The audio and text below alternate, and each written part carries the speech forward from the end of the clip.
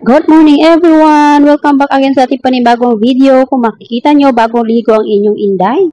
Baka magtataka kayo na bago ang aking tulugan, hindi po talaga yan ang aking tulugan kasi pansamantala lang po iyan. Kasi ang sabi niya, samahan ko daw ang katulong ng kanyang anak. Kaya yan, nandito ako para dalawa daw kami dito matulog. At syempre, mga nakasanayan ng mga OFW na maglagay ng Vaseline dito sa ating paa bago tayo magmedya. I'm sure nakaka-relate ito ang mga ex-abroad na hindi naglalagay ng mga petroleum jelly sa kanilang paa ay talagang ang kalyo ay sobrang dami. Kaya para maiwasan ito, araw-araw tayo magmemedyas at maglagay tayo ng Vaseline para naman soft pa rin ang ating mga paa. Tapos na nga ako dyan mag-medyas, ayan, naglagay na naman ako ng aking Vaseline sa ating lips kasi nga po, sa sobrang init nga dito sa Saudi Arabia, kailangan mo talaga ng pampalambot. Sa mga baguhan nga pala dyan, nagtataka sila kung bakit daw nagbibiak-biak ang kanilang labi at talagang nagdudugo dahil nga po pala yan sa sobrang init at talagang kailangan mo talaga masanay dito sa ibang bansa. Siyempre sa pagkakataon na yan, kailangan natin linisin ang ating kataingahan para naman marinig natin kung sino man ang tatawag sa atin.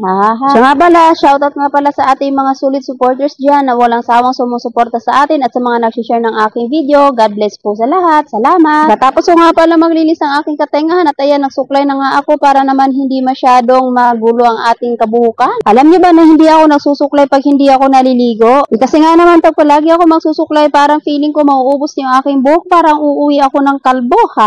Kaya for the tali-tali lang inyong inday pag hindi naliligo. Kaya ako naman kasing umuwing kalbo, baka mamaya wala na nga akong ipon dito tapos bibili pa ako ng wig. Paano na lang? Marami nga palang OFW na baguhan dito sa gitnang silangan na nagsasuffer sa paglalagas ng buhok. Natural lang po yan. Ako man din, nung bagong salta ako dito, grabe yung paglalagas ng buko, kaya natakot talaga ako. Tingnan nyo nga naman ngayon, kaya meron ng airport dyan sa aking ulo, pwede na kayo maglanding. Isa na rin siguro sa nakakalagas ng buhok, yung panay ang pagpapadong mo, tapos yung basa pa yung buhok mo, tinatali na tatakluban mo na, ay ayaw naman siguro ang dahilan, hindi ko po sure. At ito, fast forward na nga tayo, tapos na tayo sa pagtatali ng ating buhok, kaya ayan, kailangan na nating magpandong. Dito kasi sa gitnang silangan, kailangan talagang lagi may pandong kasi nga may mga lalaki at ayaw talaga nila yung makikita yung ating buhok. Syempre para naman walang guloy, kailangan nating sundin sila kasi sila naman talaga ang ating amo, kaya kailangan sila yung masusunod. Minom muna ako ng tubig dyan kasi nauuhaw ang inyong inday, tapos ayan, tatayo na tayo para pupunta na tayo sa ating trabaho. Umbisa muna ang ating trabaho, mamaya ulit, bye bye. At ayun na nga, tapos na nga tayo maglinis, kaya ayan, kailangan naman nating kumain. Nag-init nga pala ako dyan ng tubig dito sa loob para naman ilagay ko dyan sa aking gatas. Siya nga pala, wala na tayong kape at hindi muna tayo gagastos sa pagkakataong ito. Alam niyo ba naman kasi pag may mga bagay ka talaga pinaglalaanan, kaya mong tiisin kahit wala ka, para lang maabot mo yon. Insyaallah, matutupad din natin ang ating mga pangarap sa buhay, kaya tiwala lang. Nilagyan ko na nga pala ng asukal yung aking gatas para naman mas matamis, kasing tamis ng pagmamahal na inyong mga mahal sa buhay. Hintay ko nga pala diyang kumulo yung aking tubig, kaya ayan, for the video muna.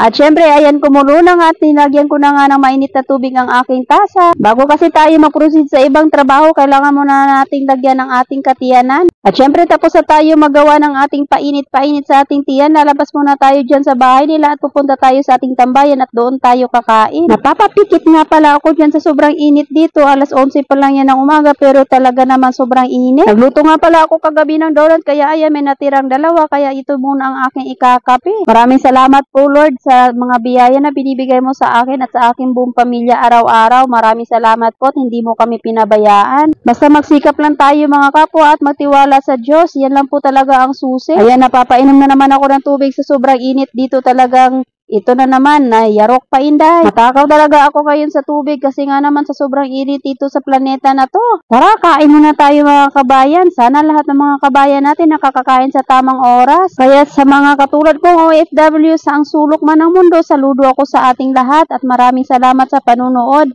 Makikita-kita ulit tayo sa susunod natin mga videos kasi kakain muna tayo. Sa mga makakapanood pala ng video na ito, maaaring mag-comment kayo kung saang bansa man kayo para naman malaman natin kung saan nakakaabot ang ating video. At baka naman pwedeng ma-share na rin, pero pwede din naman tutuhanin. Bye everyone, thank you for watching!